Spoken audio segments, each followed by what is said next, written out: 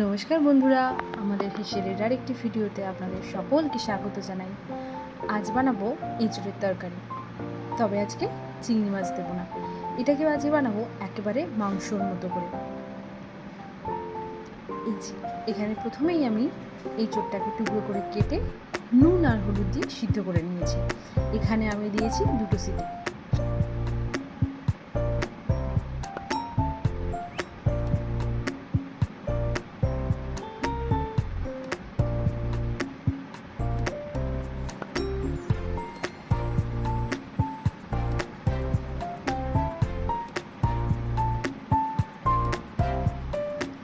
আমার আগের ভিডিওগুলো দেখলে আপনারা বুঝতেই পারবেন যে এঁচোড় চিংড়ি বা এঁচোড়ের তরকারি রান্না করার আগে এঁচোড়গুলোকে সিদ্ধ করে ভালো করে ভেজে নিতে হয়। এই যে এখানে সিটি পড়ে গেছে। এবারে আমি এঁচোড়গুলোকে ভালো করে ছাঁকা তেলে ভেজে নিয়েছি। আপনারা যদি এঁচোড়ের তরকারিতে আলু দেন তবে আলুগুলোকেও টুকরো করে কেটে ভালো করে ভেজে নেবেন।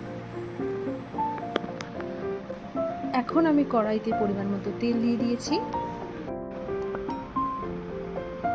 এখানে আমি ফোড়নে ব্যবহার করেছি সাদা জিরে, গোটা গরম মশলা আর শুকনো লঙ্কা। আপনাদের কাছে যদি তেজপাতা থাকে তাহলে আপনারা তেজপাতাও দিতে পারেন। তেলটা গরম হয়ে যেতেই ফোড়নটা দেওয়ার পরেই আমি এখানে দিয়ে দিয়েছি পেঁয়াজ বাটা। আজ কিন্তু আমি পেঁয়াজ কেটে বা টুকরো করে দেবো না।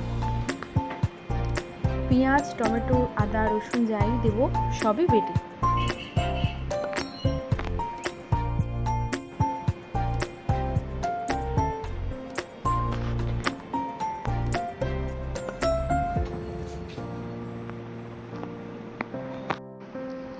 পেঁয়াজটা হালকা ব্রাউন হয়ে এলেই আমি দিয়ে দেবো টমেটো বাটা।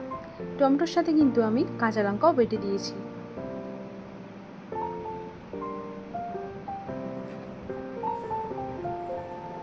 এখন আমি দিয়ে দিলাম স্বাদ অনুযায়ী নুন আর হলুদ। এবার আমি দিয়ে দিলাম কাশ্মীরি লঙ্কার গুঁড়ো।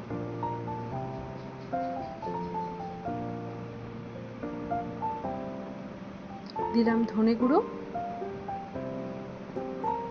এখানে মশলাটাকে আমি ভালো করে কষাবো।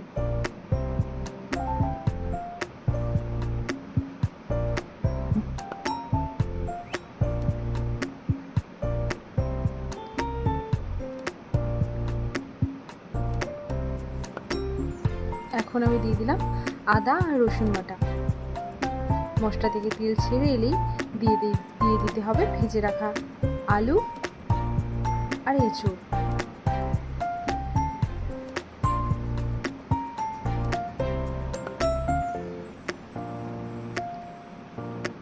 আমি মশলার সাথে আলু আর এঁচোড়টাকে ভালো করে মিশিয়ে নিয়েছি। এবারে দিয়ে দিলাম গরম জল।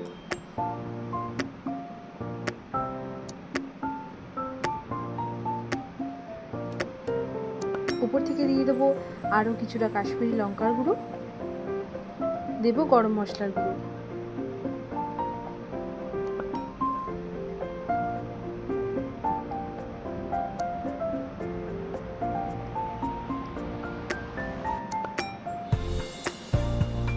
জল দেওয়ার পরে আমি আরও কিছুটা নুন এখানে অ্যাড করেছি।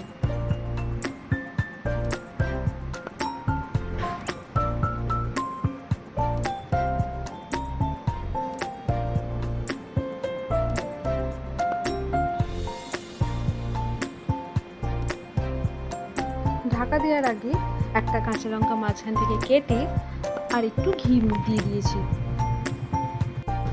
ঢাকাটা খুললেই কি দারুণ একটা গন্ধ বেরিয়েছে, টেক্সচারটাও খুব সুন্দর এসছে। ঢাকনাটা খুলে কিছুক্ষণ নাড়ি চাড়িয়ে নিয়ে একটু গরম মশলা ছড়িয়ে মিনিট 10 জন্য আবার ঢাকা দিয়ে সিদ্ধ করে নেব।